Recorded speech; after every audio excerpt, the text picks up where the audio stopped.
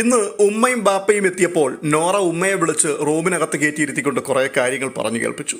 അത് കേട്ടപ്പോൾ തോന്നിയൊരു കാര്യം ഇതാണ്: ബിഗ് ബോസ് എന്ന റിയാലിറ്റി ഷോ എന്തായിരിക്കണം എന്നുള്ളതിനെക്കുറിച്ച് നോറയുടെ മനസ്സിൽ ചില ചിത്രങ്ങളുണ്ട്. അവിടുത്തെ ഗെയിമുകളും ടാസ്കുകളും കളിക്കുക, പിന്നീട് അവരവരുടെ കാര്യം നോക്കിയിരിക്കുക, ആരും ആരോടും ആവശ്യമില്ലാതെ സംസാരിച്ച് അങ്ങനെ ബേജാറാവരുത്, പ്രശ്നങ്ങളൊന്നും ഉണ്ടാക്കാൻ പാടില്ല. പക്ഷേ അതല്ല ആ ഗെയിം. ഇവിടെയുള്ള മുഴുവൻ ആൾക്കാരും എന്നെ ടാർഗറ്റ് ചെയ്തുകൊണ്ടാണ് കളിക്കുന്നത്.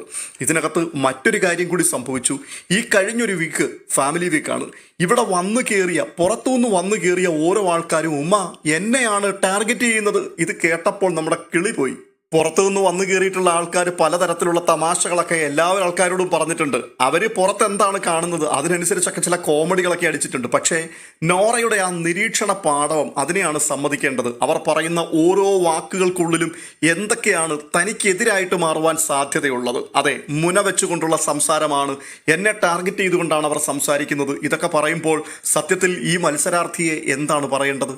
തൻ്റെ ജീവിതത്തിൽ സംഭവിക്കുന്ന ഓരോ കാര്യങ്ങളെയും അത് വളരെ കൃത്യമായി അടുക്കോടും ചിട്ടയോടും കൂടി മനസ്സിൽ ഇങ്ങനെ സൂക്ഷിച്ചു വെക്കുവാനുള്ള നോറയുടെ കഴിവ്, അത് അസാമാന്യമായൊരു കഴിവ് തന്നെയാണ്. സമ്മതിച്ചേ പറ്റുള്ളൂ. കാരണം നോറ അവിടെ വന്നു കയറിയ നിമിഷം മുതലുള്ള കാര്യങ്ങൾ എണ്ണി കൃത്യമായിട്ട് ഉമ്മയോട് പറഞ്ഞുകൊണ്ടിരിക്കുകയാണ്. അപ്പോഴേക്കാണ് നാശത്തിന് സിജോയുടെ അമ്മ കയറി വരുന്നതിൻ്റെ ആ മ്യൂസിക് കേൾക്കുന്നത്. അമ്മ മനസ്സ് തങ്ക മനസ്സ് എന്നുള്ള പാട്ടൊക്കെ കേട്ട് എല്ലാവരും അങ്ങോട്ട് ഓടിയപ്പോഴേക്കും പിന്നെ നോറയ്ക്ക് അവിടെ വെച്ച് അത് മുഴുമിപ്പിക്കുവാൻ കഴിയാത്തൊരവസ്ഥയായിപ്പോയി. ഇല്ലായിരുന്നുവെങ്കിൽ 68 ദിവസങ്ങൾ സംഭവിച്ചത് മുഴുവനും ആ ഉമ്മയോട് പറഞ്ഞവരെ വീർപ്പ് മുട്ടിക്കുമായിരുന്നു. പിന്നെ ഈ ഉമ്മയെ സംബന്ധിച്ച് പറഞ്ഞു കഴിഞ്ഞാൽ ബിഗ് ബോസിന്റെ ലൈവ് ഒക്കെ അവർ ആദ്യമായിട്ടാണ് കാണുന്നത്. ഇതിനു മുമ്പുള്ളതൊന്നും കണ്ടിട്ടില്ല. അതുമാത്രവുമല്ല, ഈ ഗെയിം എന്താണ് എന്നുള്ളത് ആ അമ്മയ്ക്കാണെങ്കിൽ ഒട്ടും തന്നെ അറിയത്തുമില്ല. അങ്ങനെയല്ലായിരുന്നുവെങ്കിൽ ഈ സംസാരം നിർത്താനായിട്ട് അവർ വേറെ എന്തെങ്കിലും ടോപ്പിക്ക് കൊണ്ടുവന്നിട്ട് ഇത് വഴിതിരിച്ചു വിടുമായിരുന്നു. കാരണം ഈ സംസാരങ്ങളൊക്കെ പുറത്ത് അങ്ങേയറ്റം നെഗറ്റീവായിട്ട് നോറയ്ക്കെതിരെ തന്നെ തിരിഞ്ഞടിക്കുവാൻ സാധ്യതയുള്ള കാര്യങ്ങളാണ്.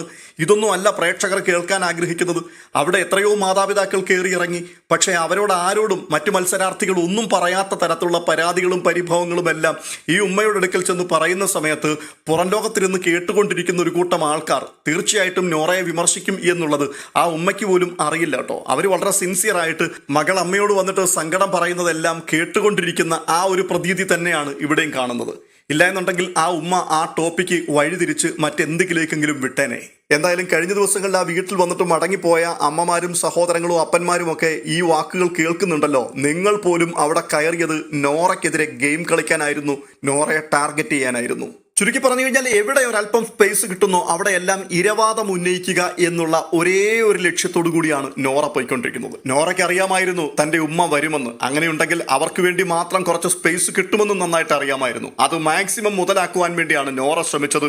എന്നാൽ അത് മുഴുവനും നോറയ്ക്കെതിരായി മാറുന്ന കാര്യങ്ങളാണ് എന്നുള്ളത് ചിന്തിക്കുവാൻ തക്കവണ്ണമുള്ള ആ ഒരു ബുദ്ധി വൈഭവത്തിലേക്കൊന്നും നോറ എത്തിയിട്ടില്ല എന്ന് പറയുന്നതാണ് നല്ലത്. എന്തായാലും ഉമ്മ ഒരു കാര്യം പറഞ്ഞു കൊടുത്തു: നിന്റെ ഈ കരച്ചിലുണ്ടല്ലോ അതൊന്ന് നിർത്താൻ വേണ്ടി നാട്ടുകാർ മുഴുവൻ സംസാരിക്കുന്നുണ്ടെന്ന്. അപ്പോൾ നോറ പറയും, നിർത്തി കരച്ചിലൊക്കെ എപ്പോഴേ നിർത്തി. ഇപ്പൊ ആ കരച്ചിലൊന്നും ഇല്ല. ഇപ്പൊ ഞാൻ പഠിച്ചു ഗെയിം. ഇപ്പൊ ഇവിടെ നടക്കുന്ന എല്ലാ കാര്യത്തെയും ഞാൻ ഗെയിം എന്ന രീതിയിൽ മാത്രമാണ് കണ്ടുകൊണ്ടിരിക്കുന്നത്. അതുകൊണ്ട് നോ പ്രോബ്ലം, ഇനി കരയാനൊന്നും എന്നെ കിട്ടില്ല, ഞാൻ വളരെ സ്ട്രോങ് ആയിരിക്കുന്നു എന്നൊക്കെ പറഞ്ഞുകൊണ്ട് തന്നെ ഉമ്മയുടെ മുമ്പിൽ ഇരുന്നുകൊണ്ട് മെഴുകുകയാണ്. ഇതും കരച്ചിലിന്റെ മറ്റൊരു വേർഷനാണ്.